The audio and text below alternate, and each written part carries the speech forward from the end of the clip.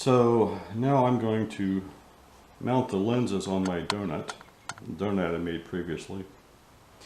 And instead of using brass pins, I'm using 2 countersinks, and it's so that I'll use 2 pins from the outside to hold it so it'll rotate about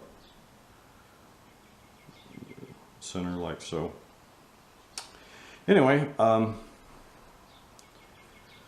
going to mount the KPX 211, which is the convex lens, first, and on each side I put, probably can't see them well, 3 pencil marks at 120 degrees apart. On the opposite side for the concave lens, I rotated that 180 so that I have 3 pencil marks with the only one screw will be through the thin edge of the top, because it's all I can do. So I'm going to take my convex lens, set it on here, center it up, take a little piece of paper to keep lens clean, and clamp it with my thumb and get the lens centered on the opening by eyeball as close as I can so that I get the same amount on each side. Then I'm going to take my calipers, and since the minor diameter is 1/4 of an inch on these lens holders, I'm going to scribe a mark 1/8 of an inch from the center, from the edge, and scribe it with the points of my caliper on all 3 sides. And it makes just a little mark. You probably can't see it well on the video, but it's there. Then I'm going to take a punch and punch on each of those lines and drill a hole drill and tap a 440 screw hole for my lens clips. So let me go and do that. Okay, so I've drilled and tapped the holes for my lens holders. I put 2 of them on here. I'll set my lens on here. Or the curved side goes down, of course. But you can see, since these are eccentric, if I move this around, I can change the centering of this lens. Not a whole lot, but enough to allow me to center it. I'll put my 3rd clip on.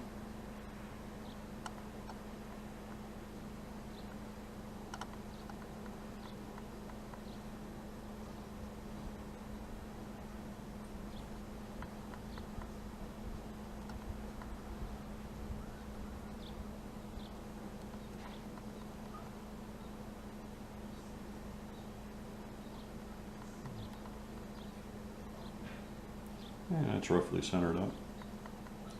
I need to tighten it down. This PVC is pretty soft, so you need to be careful that you don't over torque the screws or over torque the tap. You can make this out of aluminum, I suppose, too, if you're a good machinist.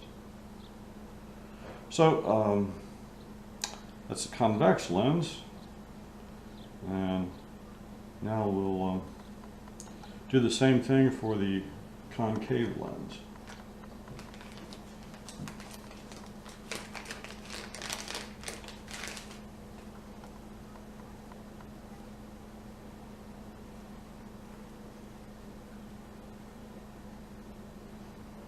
You want to put the concave lens down the flat side and do the same thing.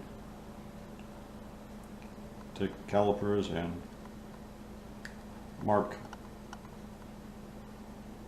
1/8 of an inch on each of my marks. And let me do that. Did the same thing for the concave lens and mounted it up. Screw coming through is actually not an issue. It's a very easy way to mount lenses for the Chief. And now I'll get it painted up black, and then the last thing I'll have to do after it's painted is to check the centration on the lenses. The excentration you can measure just simply by measuring the distance from the lens on each side. It should be even, and if it's not, you can just loosen these up and move those around until you get the same centration on each side. And for the wide direction too. But what's important for the wide direction is the edge of each lens relative to each other, and that you can measure from the top, but they're slightly different. I think 50 thousandths difference, but I'll do that later. But that's the lens cell. Very easy to make. Did that on a drill press and table saw and a mini lathe, I guess, for the clips. Now for my upper tube assembly, I picked up this piece of telescope tubing from eBay, pretty cheap.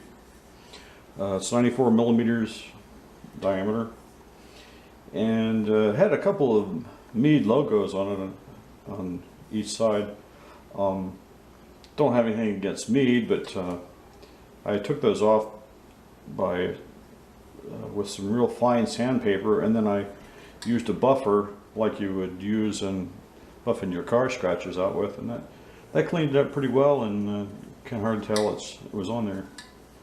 Then I let it fall over and put a little ding in it. But anyway, this is 20.5 inches long and need the tube to be 18.25.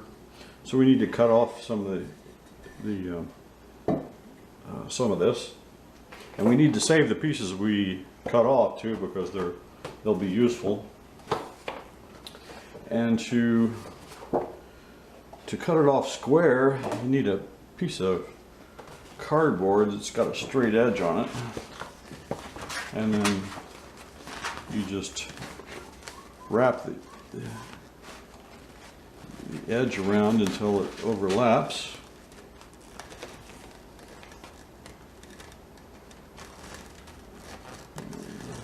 Until it overlaps square, and then take a magic marker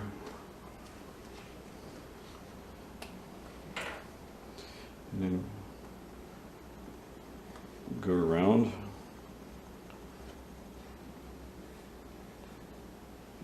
and mark it.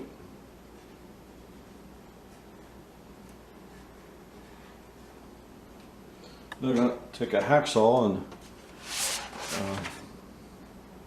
carefully cut this off. I don't know of another way to do it, but we have to be careful not to mar up the finish. Not having a padded clamp big enough to hold this tubing, I used the fence on my table saw, wrapped it with some cardboard, and clamped it with a clamp with a piece of wood on the other side so that I don't have too much pressure on one point. And I'm just going to hacksaw it carefully along this line.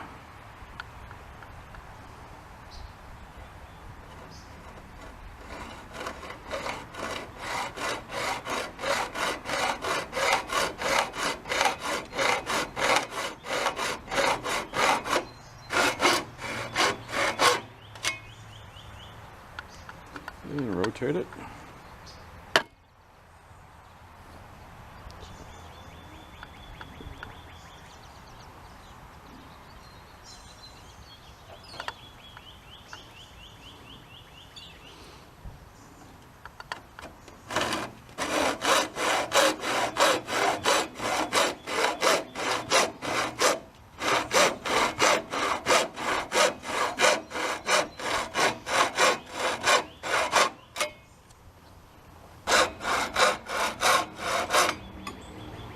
There you have it. And when I'm done, take a flat file and file this flat. It'll be nice and square. Now on the other end, I'm going to do the same thing. I marked to 18 1/4 here, and I'm going to cut off 2 rings. I'm going to cut the end off a little bit because I want a nice wide ring here to use for the lens cell. We want to save all the pieces that we cut off.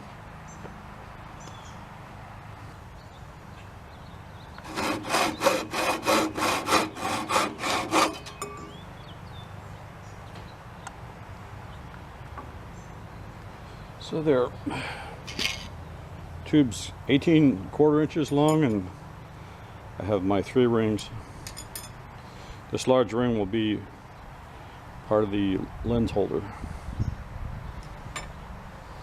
Now the next step is to cut out a opening for the incoming beam.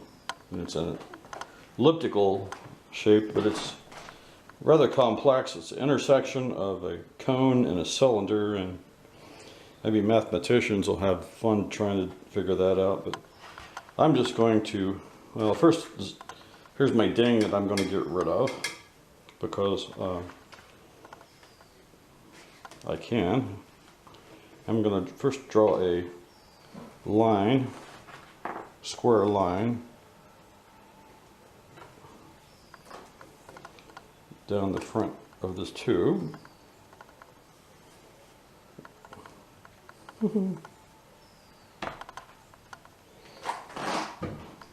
From my drawing, one side of the beam intersects at 8.11 inches, which is close to here. But I'm going to add a 1/4 inch to that just to be on the safe side. That puts about maybe 3/8. Here's a close-up from my CAD drawing of the end of the tube. The green lines are the incoming and outgoing edge rays from the primary, and the dimensions of the area that we need to cut out from the tube so that the light rays aren't clipped. Note that we have to remove a small area in the front also so that they don't clip the incoming rays. And the lower extent of the beam is 1.6 inches, 1.66, which is up here somewhere. I'm going to add a 1/4 inch outside of that, which is about right here.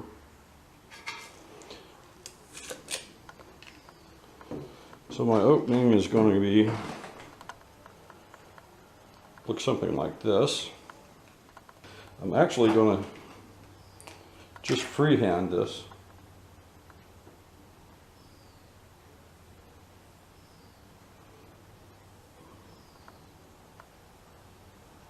It may take me several attempts, but what I'm going to do is just look at it at an angle, see if it looks circular, and keep changing it or keep modifying it until it looks circular. So after a bit of playing around, this is the profile that I came up with. If you look at it from the right angle, it's fairly circular, I think. Not perfect, but good enough. And the widest extent of the ink is about 3.3 something inches. So the next thing is to cut this thing out. So to cut this tube, I don't know any other way to do it except use a jigsaw. To protect the finish, I put some packing tape around it, and I also put some Pellon on the bottom of my jigsaw to try to keep down any scratches that it might have, and a piece of foam on the bottom. So let's see how this goes.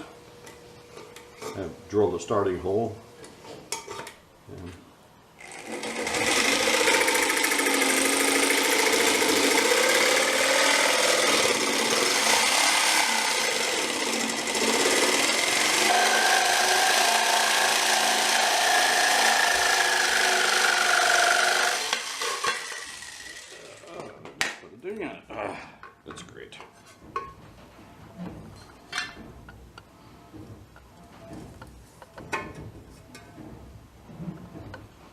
Now I'm going to do a bunch of filing with a file to clean this up. Maybe get rid of my ding. So after cutting out my hole, I had to drill 3 holes for my focuser, equilateral holes, 3/8 inch from the edge. The Crawford focuser I got from Scope Stuff fits, but I had to add a shim. These are some magnetic, stick-on magnetic material that I got. It's a little over 60 thousandths, and it fits nicely into the tube. This is my secondary holder I just made. It's a round disc of 3/8 inch maple plywood, and it's got cut a smaller disc to fit my secondary. It'll be attached like so. 3/4 inch Baltic birch. I ground about a 10-degree wedge on my table saw with a sanding disc. Went pretty quick. I put a piece of laminate on the back side to help protect the wood from these screws. These are adjustment screws in a push-pull arrangement with a wing nut. And on the very edge here, I've got a 632 hole drilled and tapped, and I'll show you what that's for later. So now it's ready to get painted black.